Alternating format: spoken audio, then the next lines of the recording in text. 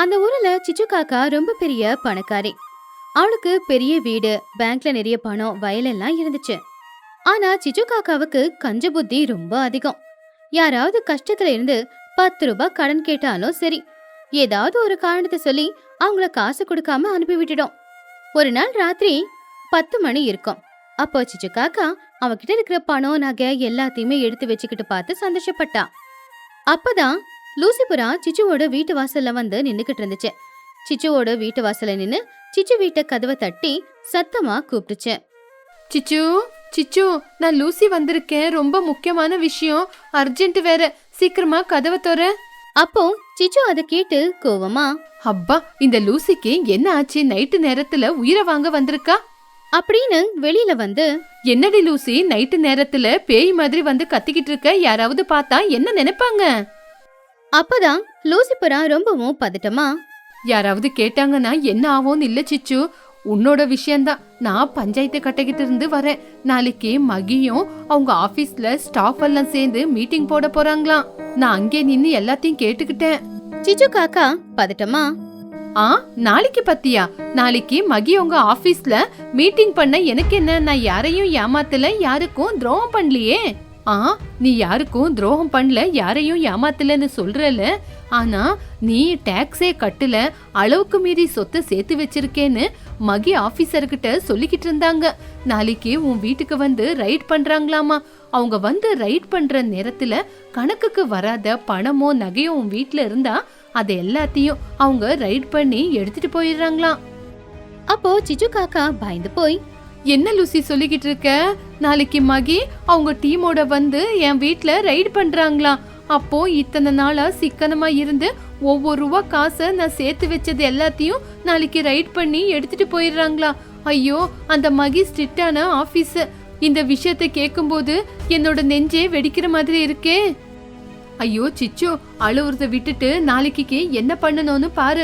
உன் வீட்டுல கணக்குக்கு வராம இருக்கிற நகையோ பணமோ இது எல்லாத்தையும் அவங்க வர்றதுக்குள்ள எங்கேயாவது ஒளிச்சு வச்சிடு. நீ டாக்ஸ் கட்டியிருக்கிற பணமோ நகையோ அதை மட்டும் எதிரில் வச்சுக்கோ. நான் இப்போ இங்க இருந்து கிளம்புறேன் அப்படி சொல்லி லூசிபுரா அங்கிருந்து போயிடுச்சு. அன்னைக்கு ராத்திரி முழுக்க சிச்சு காக்கா தூங்காம எங்க ஒளிச்சு வைக்கிறது அப்படிங்கறத பத்தியே தான் யோசிச்சுக்கிட்டு இருந்துச்சு. அப்போ சிச்சு காக்கா அதோட மனசுக்குள்ள, எங்க வைக்கிறது, எங்க வைக்கிறது?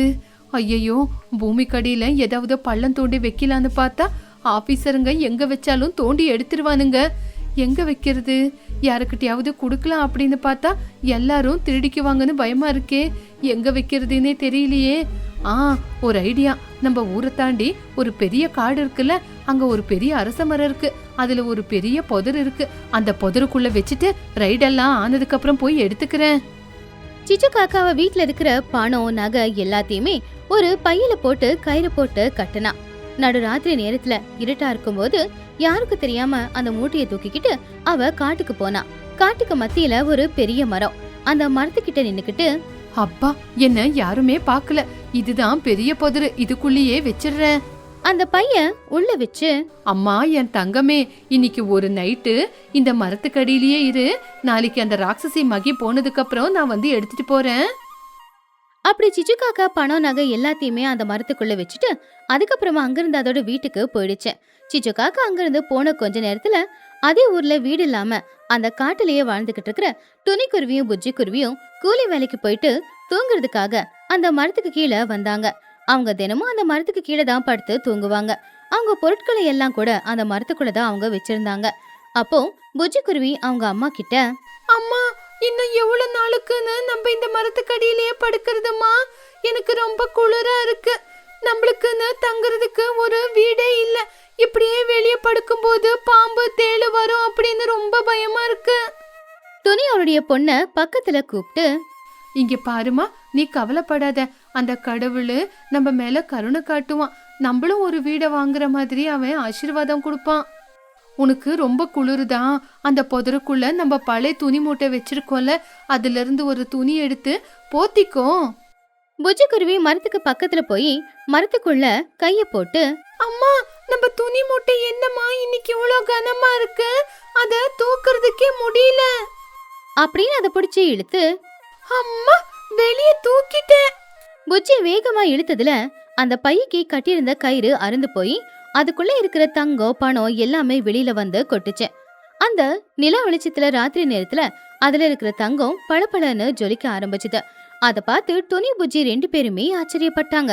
அம்மா அம்மா இங்க வாங்க, இங்க பாருங்கம்மா, இது நம்மளோட துணி மூட்டை இல்ல, அந்த கடவுள் நம்மளுக்கு ஆசீர்வாதம் பண்ணிட்டான். இங்க பாரு, எவ்வளோ நகை பணம்.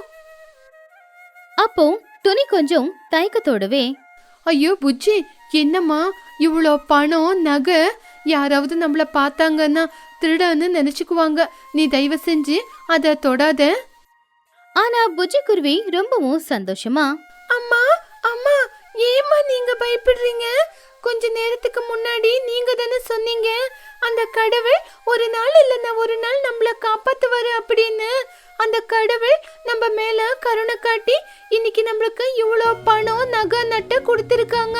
இதெல்லாம் எடுத்துக்கிட்டு நம்ம எங்கேயாவது தூரமா போயிடலாம். அங்க போய் வீட்டை கட்டிக்கிட்டு மகாராணி மாதிரி நம்ம 2 பேரும் வாழலாம். வாங்கம்மா. துணிக்குருவி ரொம்ப கோவமா புஜ்ஜியோட கைய பிடிச்சு இழுத்து, வாய மூடு புஜ்ஜி, சும்மா பைத்தியக்காரத்தனமா பேசாத. 5 ரூபா சம்பாதிச்சாலும் அதுக்கு இருக்கிற மரியாதை இந்த மாதிரி திருட்டுத்தனம் செஞ்சு எவ்வளவு பணம் சம்பாதிச்சாலும் இதுக்கு இருக்காது. பாவம், யாரோ அவங்க செஞ்ச தப்ப மறைச்சு வைக்கிறதுக்காக யாருக்கும் தெரியாம இங்க ஒளிச்சு வச்சிருக்காங்க. யாரோ நம்ம துணி மூட்டை பக்கத்திலே கொண்டு வந்து வச்சிருக்காங்க. இன்னொருத்தரோட சொம்ம நம்மளுக்கு தேவையில்லை. அதுக்கு புஜ்ஜி அழுதுகிட்டே, ஏமா நீங்க இப்படி எல்லாம் பேசுறீங்க? நம்ம யாரோட பொருளையும் திருடல, யாரையும் ஏமாத்தல. அந்த கடவுள் நம்மள கருணிச்சிருக்காரு. இதெல்லாம் எடுத்துட்டு போய் எங்கேயாவது தூரமா சந்தோஷமா வாழலாம். யாருதுன்னு தெரியாததை எடுத்துட்டு போறது கூட திருட்டுத்தனம் தான் புஜ்ஜி. மத்தவங்களோட சொம்ம கொண்டு போறது, அதனால நம்மளால நிம்மதியாவே இருக்க முடியாது. அவங்க 2 பேரும் அப்படி பேசிக்கிட்டு இருக்கும்போது அப்பதான் அந்த ஊர்ல இருக்கிற குஹுவாத்து அந்த பக்கமா நடந்து வரும்போது அவங்க 2 பேரும் பேசிக்கிட்டு இருந்தத கேட்டுச்சு. குஹுவோட காலடி சத்தம் கேட்டதும் துணி அந்த பைக்குள்ள பணம் நகை எல்லாத்தையும் போட்டு பின்னாடி ஒளிச்சு வச்சுக்கிட்டான். அப்போ குஹு அவங்கள பார்த்து சந்தேகமா, என்ன துணி, அம்மா உன் பொண்ணு இன்னும் தூங்கலியா? ஏதோ சந்தேகமா 2 பேரும் பேசுற மாதிரி நான் கேள்விப்பட்டேன். நான் வர்றதுக்கு முன்னாடி ஏதோ இங்க ஜொலிச்சுக்கிட்டு இருந்த மாதிரி இருந்தது. அப்போ துணி கொஞ்சம் பயந்துகிட்டே, அது ஒன்னில குஹு, கொஞ்சம் புஜ்ஜிக்கு ஜுவரமா இருக்கு, அதான் என்ன மருந்து கொடுக்கறது அப்படின்னு நாங்க 2 பேரும் பேசிக்கிட்டு இருந்தோம். ஆமா, நீ இன்னும் தூங்கலியா? போய் படுத்து தூங்கு குஹு. அப்போ குஹுவுக்கு அவங்க மேல டவுட் இன்னுமே அதிகமாச்சு. எனக்கு தூக்கம் வரல, அதெல்லாம் இருக்கட்டும். உன் முகத்துல ஏதோ ஒரு தப்பு பண்ண மாதிரியே தெரியுதே. ஆமா, என்ன உண்மை அது சொல்லு. அப்போ துணி ரொம்ப கோவமா, எனக்கு பின்னாடி என்ன இருந்தாலும் உனக்கு என்ன குஹு? எனக்கு தெரியும் மத்தவங்க விஷயத்துல மூக்க நுழைக்கிறவ நீ அப்படின்னு. இங்க பாரு, எங்களோட விஷயம் உனக்கு தேவையில்லை. நீ போய் படுத்து தூங்கு குஹு, போ. குஹு கோவமா, ஏதோ ஒரு உண்மைய மறைச்சுக்கிட்டு இருக்க அப்படின்னு கேட்டா எனக்கு எதிர்பேச்சு பேசுறியா? நீ செய்யற காரியம் ஒரு நாள் இல்ல ஒரு நாள் வெளியே வராமையா போயிட போது. அப்படி குஹுவாத்து திட்டிக்கிட்டே அங்கிருந்து போயிடுச்சு. அதுக்கப்புறமா புஜ்ஜி, அம்மா பாத்தீங்களா, குஹு ஆண்டிக்கு நம்ம மேல சந்தேகம் வந்திருக்கு. இதுக்கப்புறம் நம்ம இங்க இருக்கிறது நல்லதில்ல. குஹு ஆண்டி ஊரு முழுக்க போய் டங்கூர் அடிச்சுக்கிட்டு வருவாங்க. வெடியாங்காட்டியும் நம்ம இந்த இடத்த விட்டு காலி பண்ணணும். வாங்கம்மா, இதெல்லாம் எடுத்துக்கிட்டு எங்கேயாவது தூரமா போயிடலாமா? துணி கொஞ்ச நேரம் யோசிச்சு பார்த்து, ஆமாம் புஜ்ஜி, நீ சொல்றது என்னவோ உண்மைதான். நம்ம இங்க இருக்கிறது நல்லதில்ல. ஆனா இந்த நகை பணம் எல்லாத்தையும் இங்கே விட்டுட்டு போனா யாராவது திருடங்க வந்து திருடிட்டாங்கன்னா இங்க ஒளிச்சு வச்சவங்களோட கதை என்ன? அவங்க பாவம் இல்லையா? ஆனா என்ன பண்றதம்மா, இத நம்மளோடயே வச்சுக்கலாமாமா? ஆமாம் புஜ்ஜி, நம்ம உடனடியா இந்த ஊரை காலி பண்ணி ஆகணும். நம்ம கிளம்பும் போது நம்ம துணி மூட்டையோட சேர்த்து இந்த பண மூட்டையும் தூக்கிக்கிட்டு கிளம்பணும். நம்ம பக்கத்து ஊருக்கு போயிடலாம். நாளைக்கு நான் மட்டும் இந்த பக்கம் வர, யார் இதை இழந்தாங்களோ அவங்க இந்த பக்கம் சுத்திக்கிட்டு இருப்பாங்க. அப்ப அவங்கள பார்த்து இதை அவங்க கிட்ட ஒப்படைச்சிடலாம். சரி வா, இப்ப இங்கிருந்து கிளம்பலாம். அப்படி துணியும் புஜ்ஜியும் அந்த பணத்தையும் நகையையும் எடுத்துக்கிட்டு அங்கிருந்து பக்கத்து ஊருக்கு போயிட்டாங்க. அடுத்த நாள் காலையில 8 மணிக்கு ரொம்ப ஸ்ட்ரிக்டான ஆபீசரான மஹிக்கழுகும் அது கூட 2 அதிகாரிகளும் சிச்சு காக்காவோட வீட்டுக்கு வந்தாங்க. மஹிக்கழுகு கோவமா, சிச்சு காக்கா, சீக்கிரமா வெளியே வா. உன் மேல நிறைய கம்ப்ளைண்ட் வந்திருக்கு. நீ பணத்துக்கு நிறைய டாக்ஸ் கட்டாம நிறைய சொத்து நகை பணத்தை எல்லாம் ஒளிச்சு வச்சிருக்கேன்னு உன் வீட்டை நாங்க சோதனை பண்ண போறோம். சிச்சு கொஞ்சம் பயந்துகிட்டே, மகி ஆபீசர் வாங்க வாங்க, என்ன என் மேல புகார் கொடுத்திருக்காங்களா? யார் அது? நானே கஷ்டப்பட்டு சம்பாதிச்சு சொத்து சேர்த்திருக்கேன். சரி, உங்களுக்கு சந்தேகமா இருந்தா வந்து செக் பண்ணி பாருங்க. வீட்டுக்குள்ள போன மகிக்கழுகு, வாங்க வீட்டுக்குள்ள வந்து ஜல்லடை போட்டு தேடுங்க. கிச்சனு லாக்கரு எல்லா பக்கம் தேடுங்க. எல்லாரும் சேர்ந்து வீட்டை தலைகீழா புரட்டி போட்டாங்க. ஆனா சிச்சு காக்கா முன்ஜாக்கிரதைய பணத்தையும் நகையையும் கொண்டு போய் ஒளிச்சு வச்சதுனால இப்போ கணக்குல வர பணம் நகை மட்டும்தான் வீட்டுல இருந்துச்சு. அதனால மகி ரொம்ப அப்செட். என்ன சிச்சு, உன் கையில கோடி கணக்குல பணம் இருக்குன்னு எங்களுக்கு விஷயம் தெரிஞ்சு நாங்க இங்க வந்தா உன் பணம் எல்லாம் கொஞ்சமா தான் இருக்கு. நீ ஒரு கள்ளக்காக்கா, எங்கேயாவது ஒளிச்சு வச்சிருப்ப. ஒரு நாள் இல்ல ஒரு நாள் என்கிட்ட நீ மாட்டாம போயிடுவியா? மகிக்கழுகு போனதுக்கு அப்புறமா சிச்சு காக்கா சந்தோஷமா, அப்பா எப்படியோ மகி கையில இருந்து நான் தப்பிச்சுக்கிட்டேன், பொழைச்சுக்கிட்டேன். சரி, இப்ப போய் நான் எடுத்து வச்ச என்னோட நகை மூட்டைய கொண்டு வரேன். அப்படி சிச்சு காக்கா ரொம்பவும் சந்தோஷமா அங்கிருந்து காட்டுக்கு வந்துச்சு.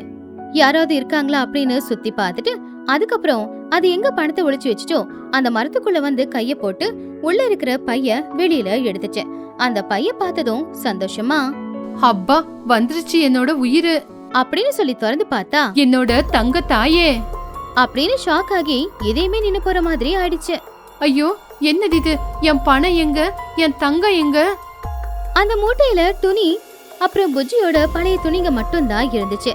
ஆனா சிச்சு காக்கா நேத்து வச்சிருந்தது அவ்வளவும் பணம் அப்புறம் நகை. திடீர்னு அது எதுவுமே காணாம போய் இந்த பழைய துணிங்க இருக்கிறத பார்த்த சிச்சு ஷாக் ஆயிட்டான். ஐயோ, என் பணம் எங்க? என் தங்கம் எங்க? யாரோ என்னோட பணம் நகையெல்லாம் எடுத்துக்கிட்டு எனக்கு துரோகம் பண்ணிட்டாங்க. ஐயோ! சிச்சு காக்கா காடு முழுக்க எல்லா இடத்துலயும் தேடி பார்த்துச்சு. கடைசியில பணம் தங்கம் எதுவுமே கிடைக்காம பைத்தியக்காரி மாதிரி ஊருக்குள்ள வந்தா. லூசி கிட்ட போய் நடந்தது சொல்லி நெஞ்ச பிடிச்சுக்கிட்டு அவ அழ ஆரம்பிச்சா. லூசி, நான் ஏமாந்து போயிட்டேன். என் வாழ்க்கையே நாசமா போயிடுச்சு. அப்போ லூசி பதட்டமா, என்ன சிச்சு, மகி உன்னோட பணத்தை எல்லாம் ரைட் பண்ணிருச்சா? ஐயோ, அவங்க ரைட் பண்ணிருந்தா ஒரு ரசீதியாச்சு கொடுத்திருப்பாங்க. ஆனா அவங்க வந்து ரைட் பண்ணிடுவாங்கன்னு அதெல்லாம் ஒரு மரத்துக்கடியில கொண்டு போய் ஒளிச்சு வச்சிருந்தேன். காலையில போய் பார்க்கும்போது இல்ல, யாரோ என்ன ஏமாத்திட்டாங்க. இனிமே நான் வாழ மாட்டேன். என்னது, மரத்தோட பொதருக்குள்ள வச்சியா? என்னடி பைத்தியக்காரத்தனமா செஞ்சுட்ட? சரிவா, நானும் வர, 2 பேரும் போய் தேடலாம். சிச்சுவும் லூசியும் காடு முழுக்க சல்லடை போட்டு தேடினாங்க. ஆனா எங்கேயுமே அவங்களுக்கு தங்கமும் பணமும் கிடைக்கல. வேற வழி இல்லாம வீட்டுக்கு திரும்பி வந்தவங்க பயங்கரமா அழுதுகிட்டு இருந்தாங்க. இது இப்படி இருக்கும்போது அந்த பக்கம் துணிக்குருவி ஊருக்குள்ளதான் சுத்திக்கிட்டு இருந்தா. அப்ப ஒரு மரத்துக்கு கீழே சோட்டு லூசி 2 பேரும் இத பத்தி தான் உட்காந்து பேசிக்கிட்டு இருந்தாங்க. என்னடி லூசி, சிச்சு எதுக்காக பைத்தியக்காரத்தனமா அழுவுறா? என்ன ஆச்சு அவளுக்கு? வேற என்ன சோட்டு, அவ பண்ண பாவத்துக்கு தான் அனுபவிக்கிறா. பாவம், அவ சம்பாதிச்ச பணம் நகை எல்லாமே ரைடு நடக்குது அப்படின்னு கொண்டு போய் மரத்தோட பொதருக்குள்ள வச்சிருக்கா. ரைடு ஆனதுக்கு அப்புறம் போய் எடுக்கலான்னு பார்த்தா யாரோ பழைய துணி மூட்டையை வச்சுட்டு அவளோட பணத்தை எடுத்துக்கிட்டாங்களாமா. பாவம் அழுதுகிட்டு இருக்கா. இது எல்லாத்தையும் கேட்டுக்கிட்டு இருந்த துணி மனசுக்குள்ள, ஓஹோ, அப்படின்னா அந்த நகை பணம் சிச்சுவோடதா? என்னோட துணி மூட்டையை பார்த்து ரொம்ப கஷ்டப்பட்டிருப்பாங்க. அவங்க நகை மூட்டையை கொண்டு போய் கொடுத்துடுறேன். துணிக்குருவி உடனே பக்கத்து ஊருக்கு போய் அந்த தங்க பண மூட்டையையும் அப்படியே புஜ்ஜியையும் கூட்டிக்கிட்டு சிச்சுவோட வீட்டுக்கு வந்தா. சிச்சு காக்கா தங்க தொலைச்ச வருத்தத்துல உட்காந்து அழுதுகிட்டு இருந்தா. அப்பதான் துணியும் புஜ்ஜியும் வீட்டுக்குள்ள வந்தாங்க.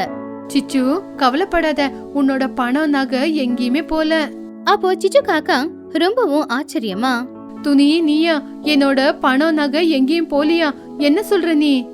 அப்போ துணி சிச்சு தொலைச்ச அந்த பைய கொடுத்து, இந்த சிச்சு, உன்னோட மூட்டை நேத்து நைட்டு நாங்க அங்க தூங்கலான்னு போனப்போ இந்த மூட்டைய பார்த்தோம். அங்கே விட்டுட்டா யாராவது தூக்கிட்டு போயிடுவாங்க அப்படின்னு குஹு மாதிரி ஆளுங்க வந்து எடுத்துட்டு போனா என்ன பண்றதுன்னு எங்க கையோட எடுத்துக்கிட்டு போயிட்டோம். இதுல உன்னோட பணம் நகை எல்லாம் சரியா இருக்கு. வேணானா கணக்கு போட்டு பாத்துக்கோ. சிச்சு காக்கா பைய திறந்து பார்த்தப்போ அதுல தங்கமும் பணமும் அப்படியேதான் அதுல இருந்துச்சு. ஐயோ, என் பணம், என் நகை, துணி. உனக்கு இருக்கிறதுக்கு வீடு இல்ல, கட்டிக்கிறதுக்கு ஒரு நல்ல துணி இல்ல. இவ்வளோ பணத்தை யாரு பார்த்தாலும் எடுத்துக்கிட்டு போய் நல்லா சந்தோஷமா இருக்கலான்னு தான் நினைப்பாங்க. ஆனா உன்னோட நல்ல குணத்துக்கு முன்னாடி இந்த பணம் பெருசே இல்ல. நான் ரொம்ப பண திமிருல இருந்துட்டேன். துணி சிரிச்சுக்கிட்டே, அவங்கவுங்க பணம் நகை எப்பவுமே அவங்களுக்கு தான். கஷ்டப்படாம எது கிடைச்சாலும் அது பாரம் தான். சரி, உன்னோட பணத்தை வச்சுக்கோ, நான் வரேன். சிச்சு துணியோட கைய பிடிச்சுக்கிட்டு, இரு துணி, நீ செஞ்ச உதவிக்கு எவ்வளவு கொடுத்தாலும் குறைவுதான் அப்படின்னு சொல்லி அந்த பையில இருக்கிற 2 வைர ஆரத்தையும் அப்படியே ஒரு பணக்கட்டையும் எடுத்து கொடுத்தா. இந்த துணி எடுத்துக்கோ. இந்த பணத்தை கொண்டு போய் ஊருக்குள்ள ஒரு பெரிய வீட கட்டிக்கோ. புஜ்ஜிய நல்லா படிக்கவே. இது நான் உனக்கு கடனா கொடுக்கல, நீ செஞ்ச உதவிக்கு நான் செய்யற ஒரு சின்ன பரிசு. அப்போ துணிக்குருவி ரொம்ப சந்தோஷமா, ரொம்ப நன்றி சிச்சு, எங்க வாழ்க்கையே நீ மாத்திட்ட. துணி அந்த பணத்தை எடுத்துக்கிட்டு சந்தோஷமா போனா. சிச்சு காக்கா கொடுத்த அந்த பணத்துல பக்கத்து ஊர்ல ஒரு சின்னதா ஒரு வீட்டை கட்டிக்கிட்டாங்க. அப்படியே அவங்களுக்கு தேவையான எல்லாத்தையும் வாங்கிக்கிட்டாங்க. புஜ்ஜிக்காக ஸ்கூலுக்கு போறதுக்காக புத்தகத்தையும் வாங்கிக்கிட்டா துணி. இப்படி அவங்க 2 பேரும் இப்போ சந்தோஷமா வாழ்ந்துகிட்டு இருந்தாங்க. எப்பவுமே நாம நேர்மையா இருக்கிற வரைக்கும் யாருக்காகவும் எதுக்காகவும் பயப்படவும் தேவையில்லை. அதே நேரம் நாம நேர்மையா இருக்கிறதுக்கு நமக்கு கடவுள் ஏதாவது உருவத்துல உதவி செஞ்சே தீருவான். மழையில் குருவியின் கஷ்டம். துணிக்குருவிக்கு கொஞ்சம் பேராசை அதிகம். எப்பவுமே ஊர்ல இருக்கிற எல்லார விடவும் அவதான் பார்க்க அழகாவும் ஆடம்பரமாவும் இருக்கணும் அப்படின்னு ஆசைப்படுறவ. துணிக்குருவிக்கு ஊர்ல ஒரு அழகான பெரிய வீடும் இருந்துச்சு. ஆனாலும் இன்னும் ஏதாவது வேணும்னு அவன் மனசு சொல்லிக்கிட்டே இருந்துச்சு. துணி ஒரு நாள் பட்டணத்துக்கு போகும்போது யாருக்கும் தெரியாம ஒரு லாட்டரி டிக்கெட்டை வாங்கிக்கிட்டு வந்தா. அதுல அவளுக்கு பணம் விழுந்ததுன்னா ஒரேடியா 1 லட்சம் ரூபாய் அவளுக்கு கிடைக்கும். இப்படியே சில நாட்கள் போச்சு. ஒரு நாள் அந்த ஊரோட போஸ்ட்மேனான கொக்கு தாத்தா துணியோட வீட்டுக்கிட்ட வந்து துணி வீட்டை கதவை தட்டி இப்படி சொல்லுச்சு. என்னம்மா துணி, வீட்டுக்குள்ளதான் இருக்கியா? கதவை தொறுமா, உனக்கு ஒரு அற்புதமான வார்த்தையை கொண்டு வந்திருக்கேன்.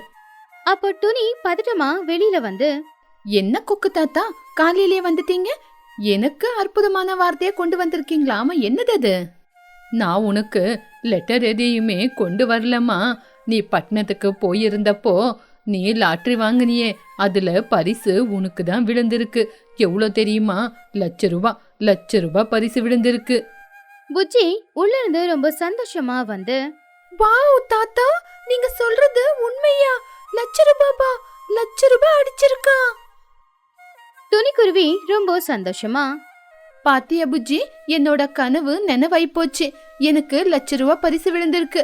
நான் மகாராணி ஆயிட்டேன். தாத்தா, ஆமா, அந்த லட்ச ரூபாய் காசு எனக்கு எப்ப கிடைக்கும்? அம்மா துணி, நம்ம பேங்க் மேனேஜர் குஹுவாத்து இன்னும் 2 நாள்ல கொண்டு வந்து கொடுப்பாங்க. இந்த நல்ல வார்த்தையை பத்தி சொல்றதுக்காக தான் வந்தேன். நீ பண்டிகையா கொண்டாடு, நான் கிளம்புறேன். கொக்கு தாத்தா அங்கிருந்து போனதுக்கு அப்புறம் துணியும் புஜ்ஜியும் ரொம்ப சந்தோஷமா இருந்தாங்க. 2 நாளுக்கு அப்புறமா குஹுவாத்து ஒரு பெரிய பேக் எடுத்துக்கிட்டு துணியோட வீட்டுக்கு வந்துச்சு. அப்பதான் அக்கத்து பக்கத்து வீட்டு பறவைங்க எல்லாருமே, அதாவது சிச்சு காக்கா சோட்டு கிளி 2 பேரும் என்ன விஷயமா இருக்கும் அப்படின்னு ஆர்வமா அங்க வந்து நின்னு பார்த்தாங்க. துணி, உங்களுக்கு வாழ்த்துக்கள். நீங்க ஜெயிச்சிருக்கிற பணத்தை இந்த பேக்ல வச்சு கொண்டு வந்திருக்கேன். பத்திரமா எண்ணி வச்சுக்குங்க. இதுல 1 லட்ச ரூபாய் இருக்கு. துணி ரொம்ப பெருமையா அந்த பணத்தை வாங்கிக்கிட்டு, ரொம்ப நன்றி குஹு. எதுக்காக நான் கணக்கு போடணும்? எனக்கு உங்க மேல நம்பிக்கை இருக்கு. சரி வாங்க, வந்து உக்காந்து கொஞ்சம் ஜூஸ் குடிச்சிட்டு போங்க. ஐயோ துணி, இல்ல, எனக்கு பேங்க்ல நிறைய வேலை இருக்கு. நீங்க பணத்தை கணக்கு போட்டுக்குங்க, நான் இன்னும் கிளம்புறேன். குஹுவாத்து அங்கிருந்து போனதுக்கு அப்புறமா சிச்சு காக்கா சோட்டு கிளி 2 பேருமே துணிக்கு வந்திருக்கிற அந்த பணத்தை பார்த்து உள்ளுக்குள்ள ரொம்ப பொறாமப்பட்டுக்கிட்டு இருந்தாங்க. அவங்களால துணிக்கு லாட்டரி அடிச்சத ஏத்துக்கவே முடியல.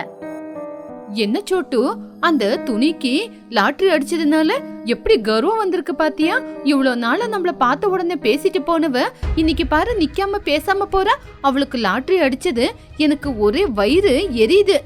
சோட்டு கோவமா, அட ஆமா சிச்சு, பாரு அவளுக்கு எவ்வளவு திமிருன்னு. அவளுக்கு லாட்டரி அடிச்ச உடனே அவ நம்மள திரும்பி கூட பார்க்காம போயிட்டா. இதே அவ ஏதாவது பிசினஸ் பண்ணி மேல் இடத்துக்கு போயிட்டானா அதுக்கப்புறம் நம்ம மரியாதை என்ன ஆகுறது? அந்த பணம் அவ கைக்கு கிடைக்காத மாதிரி செஞ்சிடணும். அப்படி 2 பேரும் வயிறெறிஞ்சுக்கிட்டு அங்கிருந்து போயிட்டாங்க. துணிக்குருவி பணத்தை வீட்டுக்குள்ள எடுத்துட்டு போய் அந்த பணத்தை பார்த்து சந்தோஷப்பட்டுக்கிட்டு இருந்தா. அப்பதான் புஜ்ஜியும் உள்ள வந்தா. புஜ்ஜி, பாத்தியா எவ்வளோ காசு? இந்த காசுல இந்த ஊருக்குள்ளேயே யாரும் கட்டாத அளவுக்கு பெரிய ஒரு பங்களாவை கட்டணும். அந்த சிச்சு சோட்டு அவங்க எல்லாரும் நம்ம வீட்டை பார்த்து வைத்தறிச்சல் படணும். புஜ்ஜி ஆச்சரியமா, ஐயோ அம்மா, நம்ம கிட்ட தான் இவ்வளோ பெரிய ஓட்டு வீடு இருக்குல்ல, அதுக்கப்புறம் எதுக்காகமா நம்ம அனாவசியமா புதுசா ஒரு வீட்டை கட்டிக்கிட்டு? வேண்டாமா, மழைக்கு வெயிலுக்கு நம்ம இந்த வீடே நம்மளுக்கு நல்லா இருக்கு. அப்படி இருக்கும்போது சும்மா அனாவசியமா வீட்டை கட்டிக்கிட்டு எதுக்கு பணத்தை நம்ம செலவு பண்ணணும்? ஐயோ, வேஸ்ட் எதுக்கு ஆக போகுது பைத்தியக்காரி பொண்ணு. நம்ம எதுக்காக இந்த ஓட்டு வீட்டுல இருக்கணும்? சிட்டில இருக்கிறவங்க 2 அடுக்குமாடியை கட்டிக்கிட்டு எவ்வளவு சந்தோஷமா இருக்கிறாங்க. நம்ம கூட அதே மாதிரி பெரிய வீட்டை கட்டிக்கிட்டு இருந்தா நம்மளுக்கும் கௌரவம். ஐயோ அம்மா, வேண்டாமா, நம்மளுக்கு இருக்கிற இந்த வீடே போதும். அதுக்கு பதிலா இந்த காசை என்னோட படிப்பு செலவுக்கா, இல்லனா நம்ம நெக்ஸ்ட் ஏதாவது வியாபாரம் செய்யலாம். அதனால கூட நம்ம மேல்மட்டத்துக்கு போலாம்ல. அதை தவிர இப்போ மழைக்காலம் வேற ஆரம்பிச்சிருச்சு. இந்த நேரத்துல வீட கட்டுறது சேஃப் இல்ல. நம்ம வீண் செலவு செய்யறது வேண்டாம். துணி ரொம்ப கோவமா, ஐயோ புஜ்ஜி, நீ கொஞ்சம் வாய மூடிக்கிட்டு இருக்கியா? நான் இந்த காசுல பெரிய பேலஸையா கட்ட முடியும்? இல்லையே. நம்ம வசதிக்கு ஏத்த மாதிரி சின்னதா ஒரு வீட்டை கட்டுறது, வெளிய பாக்குறதுக்கு மட்டும் பெருசா அதுக்கு டிசைன் பண்றது, அவ்வளவுதான். என்னோட பிளான் சூப்பரா ஒர்க் அவுட் ஆகும் பாரு. அம்மா, நீங்க வெளிய பாக்குறதுக்கு மட்டும் டிசைனா கட்டுறேன்னு சொல்றீங்க. ஏதோ கலப்படமான இட்டிகை மணல வச்சு கட்டாதீங்கம்மா, அதனால நம்மளுக்கு தான் பிரச்சனை வந்துரும். ப்ளீஸ்மா, என்னோட வார்த்தைய கேளுங்கம்மா. ஐயோ புஜ்ஜி, கொஞ்சம் வாய மூடுறியா? நான் இந்த காசால வெளிய பார்க்க மட்டும் ஒரு அழகா ஒரு வீட்டை கட்டிக்கிட்டு மிச்ச காசுல double door fridge, washing machine, அதுக்கப்புறம் 65 இன்ச்சில் ஒரு டிவி எல்லாம் வாங்குற. ஊர் ஜனங்க நம்மள பார்த்து அழுவணும். அப்படி புஜ்ஜி எவ்வளவுதான் சொன்னாலும் துணி அதை காதுல போட்டுக்காம அவகிட்ட இருக்கிற பணத்துல அவளுடைய வீடு இருக்கிற பக்கத்துல காலியா இருக்கிற இடத்துல 2 மாடி வீடு ஒண்ணு கட்டுனா. ஆனா செலவை குறைக்கணுங்கிறதுக்காக தரமில்லாத பொருட்களை வச்சு 2 மாடி வீடு அழகாதான் கட்டினா. ஆனா அது ஸ்ட்ராங்கா இருக்கல. மிச்சம் இருக்கிற பணத்துல டிவி, சோஃபா, ஏசி இது எல்லாத்தையும் வாங்கி அந்த புது வீட்டுல வச்சா. அந்த புது வீட்டு கிரகப்பிரவேசத்துக்கு போயிட்டு வந்த சோட்டு சிச்சு 2 பேருமே வயிறறிஞ்சுக்கிட்டு இருந்தாங்க. இப்படியே சில நாட்கள் போச்சு. துணியும் புஜ்ஜியும் அந்த புது வீட்டுல வாழ்ந்துகிட்டு இருந்தாங்க. துணி எப்பவுமே அந்த வீட்டுல ஏசி, ஃபேனு எல்லாத்தையும் போட்டுக்கிட்டே இருப்பா. ஒரு நாள் மதிய நேரம் ஆகாயம் மேகமூட்டமா இருந்துச்சு. நல்லா சில்லுன்னு காத்தும் வீசிக்கிட்டு இருந்துச்சு. நல்லா சில்லுன்னு மெதமா வீசிக்கிட்டு இருந்த அந்த காத்து திடீர்னு ஒரு பெரிய புயல் காத்து மாதிரி வீசிச்சு. அத பார்த்து புஜ்ஜி, அம்மா பாத்தீங்களா, வெளிய காத்து எவ்வளவு வேகமா வீசுது. மரங்க கூட பயங்கரமா காத்துக்கு ஆடுது. துணி டிவிய பாத்துக்கிட்டு, காத்தடிச்சா அடிக்கிட்டும் புஜ்ஜி, நம்மளுக்கு என்ன, நம்ம நல்லா பத்திரமா தானே இருக்கோம். அந்த காத்து சத்தம்லாம் நம்மளுக்கு கேட்காது. புது சீரியல் போட்டாங்க, நீ பாரு. வேகமா காத்து வீசிக்கிட்டு இருக்கும்போது துணி தரமையில்லாத பொருட்களை வச்சு கட்டியிருந்த அந்த புது வீடு அந்த வீசுற காத்துக்கு தாங்க முடியாம மெதுவா அசைய ஆரம்பிச்சது. கொஞ்ச நேரத்திலேயே வீட்டுக்குள்ள இருக்கிற செவர் எல்லாமே விரிசல் விடுற சத்தம் கேட்டுச்சு. அத பார்த்து புச்சி ரொம்பவும் பயந்து போயிட்டா. அம்மா அம்மா, இங்க பாருங்கம்மா, நம்ம செவரெல்லாம் விரிசல் விடுது. மேல ஏதோ பயங்கரமா சத்தம் கேக்குது. உங்களுக்கு ஏசி சத்தத்துல எதுவுமே கேக்கல. அம்மா அங்க பாருங்கம்மா. அப்போ துணி அத பார்த்து பயந்து, என்னது, வீடு ஆடுதா? அப்போ துணி சீலிங்க பார்த்து, ஐயோ, மேல எல்லாம் விரிசல் விடுது, சிமெண்ட் எல்லாம் வேற கீழே விழுவுதே. புச்சி அழுதுகிட்டே, அம்மா, நான் அன்னைக்கே சொன்னேன் குறைச்சலான பணத்துல சிமெண்ட் வாங்கி வீட்டை கட்டாதீங்கன்னு. ஆனா நீங்க என் பேச்சு கேட்கவே இல்ல. இப்ப பாத்தீங்களா? சரி, நம்ம கொஞ்ச நேரம் இங்க இருந்தா இங்கேயே வீடு நம்ம மேல விழுந்து செத்துருவோம். வாங்கம்மா போயிடலாம். ஐயோ புஜ்ஜி, என்னோட புது டிவி, ஃப்ரிட்ஜ், ஏசி எல்லாம் விட்டுட்டு எப்படி வருது? புஜ்ஜி துணியோட கையை இறுக்கமா பிடிச்சுக்கிட்டு, உயிர் போற நிலைமையில கூட ஏசி, ஃப்ரிட்ஜ் அப்படின்னு பேசிக்கிட்டு இருக்கீங்க. உயிர் இருந்தா இந்த மாதிரி 10 ஏசி டிவிய வாங்கலாம். வாங்கம்மா. அப்படி புஜ்ஜி அவங்க அம்மாவை கூட்டிக்கிட்டு உடனே அந்த வீட்டை விட்டு வெளியில வந்துட்டா. அப்படி அவங்க அந்த வீட்டை விட்டு வெளியில வந்தாங்களோ இல்லையோ, அடுத்த நொடியே ஒரு பெரிய சத்தத்தோட அந்த வீட்டோட செவரெல்லாம் இடிஞ்சு விழுந்து வீடே அப்படியே மண்ணோட மண்ணா தரமட்டம் ஆயிடுச்சு. அந்த வீட்டுக்குள்ள இருக்கிற டிவி, ஃப்ரிட்ஜ், சோஃபா, ஏசி எல்லாமே அந்த செவுத்துக்கு நடுவுல மாட்டிக்கிட்டு உடஞ்சே போயிடுச்சு. துணி திடீர்னு விழுந்து போன தான் வீட்டை பார்த்துக்கிட்டு நெஞ்சு பிடிச்சுக்கிட்டு அழ ஆரம்பிச்சா. ஏன்னா ஒரு நொடியில அவளுக்கு கிடைச்ச பணம் எல்லாமே வீணா போயிடுச்சு. ஐயோ கடவுளே, என்னோட கண்ணு முன்னாடியே நான் ஆசைய கட்டின என்னோட வீடு விழுந்து போச்சு. ₹1,00,000 தண்ணில போட்ட மாதிரி ஆயிடுச்சு. என் பேராசனாலதான் ஆச்சு. அம்மா கவலைப்படாதீங்க, ஏமா அழுவுறீங்க? நம்ம உயிர் தப்பிச்சோம்ல, அது போதும். சரி வாங்கம்மா, நம்மளோட ஓட்டு வீட்டுக்கே போலாம். நம்ம வீடு ரொம்ப ஸ்ட்ராங்கம்மா, அந்த வீடு எப்பவுமே விடாது. மழை குறையிற வரைக்கும் அந்த வீட்லயே போய் இருக்கலாம். அந்த நொடி பயங்கரமா மழையும் பெய்ய ஆரம்பிச்சுது. உடனே துணி பூச்சி 2 பேரும் அந்த மழையில நனைஞ்சுக்கிட்டு அவங்களுடைய பழைய ஓட்டு வீட்டுக்கிட்ட போனாங்க. ஆனா அவங்களுடைய கெட்ட நேரம் அந்த ஓட்டு வீட்டோட நிலைமையும் இப்ப ரொம்ப மோசமா இருந்துச்சு. ஏன்னா பயங்கரமா வீசின காத்துக்கு அவங்க வீட்டுக்கு முன்னாடி இருக்கிற மரம் அவங்க வீட்டுக்கு மேல விழுந்ததுனால ஓடு செவுரு எல்லாமே உடைஞ்சு போச்சு. இப்போ அந்த வீட்டுக்குள்ளேயும் அவங்களால போக முடியாது. பாவம் துணியும் புஜ்ஜியும் அதை பார்த்து இன்னும் அதிகமாவே வருத்தப்பட்டாங்க.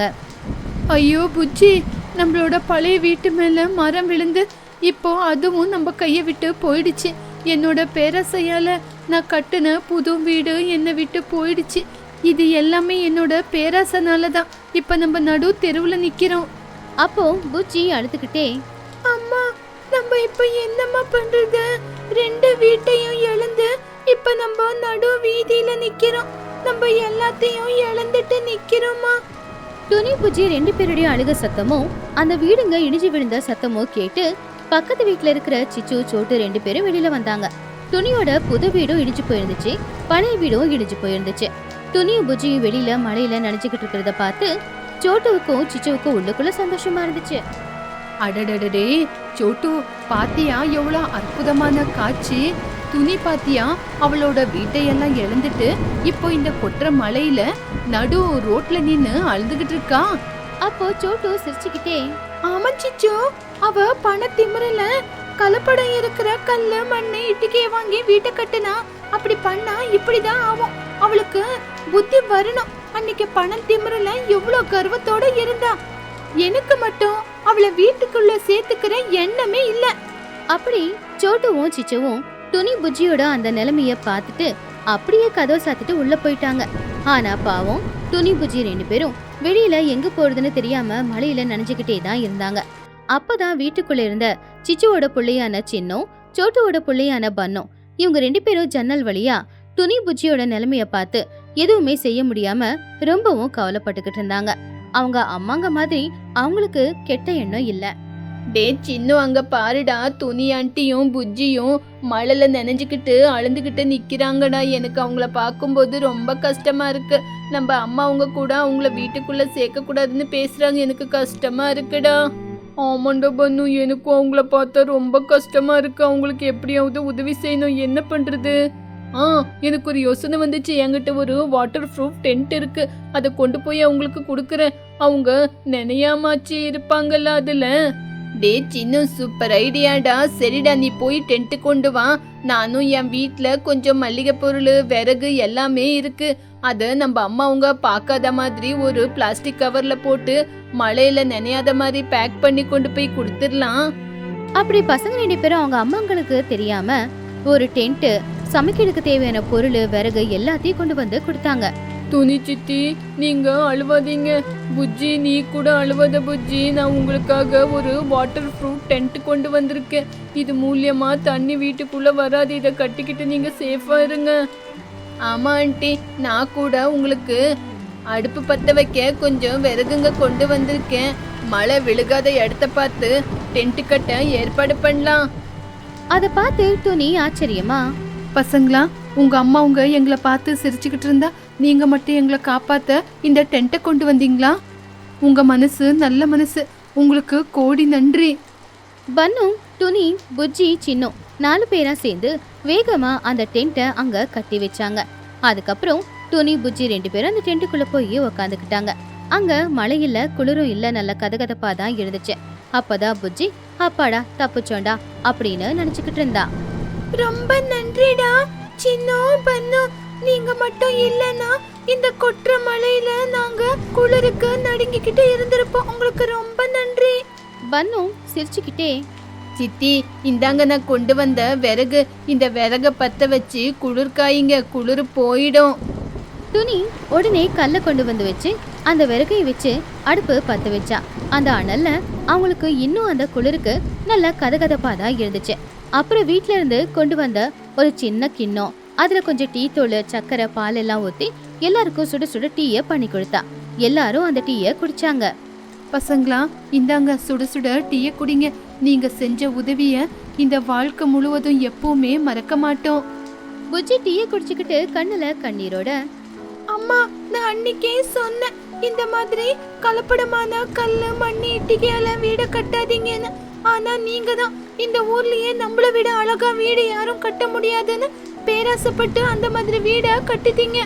எல்லாமே உங்க பண திமிரல, பண தாசையில தான் இப்படி செஞ்சீங்க. இப்போ நம்ம இருந்த ஓட்டு வீடு மேலேயும் மரம் விழுந்து போச்சு. இப்ப நம்மளுக்கு இருக்கிறதுக்கு வேற வீடே இல்லை. இந்த இயற்கை முன்னாடி நம்ம பண திமிரு, நம்மளோட ஆசை எதுவுமே நிக்காது. இப்ப பாத்தீங்களா நம்ம நிலைமைய? துணி கண்ணுல கண்ணீரோட அவ செஞ்ச தப்ப ஏத்துக்கிட்டா. புஜ்ஜி, நீ சின்ன குழந்தையா இருந்தாலும் எனக்கு புரியுற மாதிரி தெளிவா எடுத்து சொன்ன.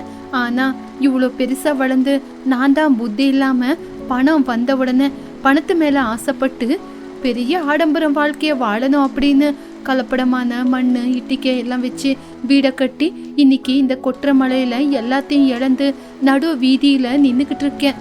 ஆனா இந்த பசங்க ஒத்துமைனா என்ன, உதவி செய்யறதுன்னா என்னன்னு இந்த பசங்க எனக்கு கத்து கொடுத்துருக்காங்க. இதுக்கப்புறம் நான் கஷ்டப்பட்டு கூலி வேலை செய்வேன். ஆண்டி, கவலைப்படாதீங்க. ஒவ்வொரு நேரத்திலையும் உங்க கூடியே இருந்து நாங்க உதவி செய்வோம். அப்படி அன்னையிலிருந்து துணி குருவி அவளுடைய ஆடம்பர செலவு, அழகுக்கு முக்கியத்துவம் கொடுக்கறது, அவளுடைய சொந்த விருப்பத்துக்கு முக்கியத்துவம் கொடுக்கறது, இதை எல்லாத்தையுமே விட்டுட்டு தான் பொண்ணு நல்லபடியா பாத்துக்கணும்னு நினைச்சு கஷ்டப்பட்டு கூலி வேலைக்கு போய் உழைக்க ஆரம்பிச்சான். அதுல வர வருமானத்துல அவ பொண்ணு புஜ்ஜி கூட அதே டென்ட் வீட்டுல வாழ்ந்துகிட்டு புது வீடு கட்டுறதுக்கு கொஞ்சம் கொஞ்சமா அவ பணத்தை சேர்த்து வச்சுக்கிட்டே தான் இருந்தா.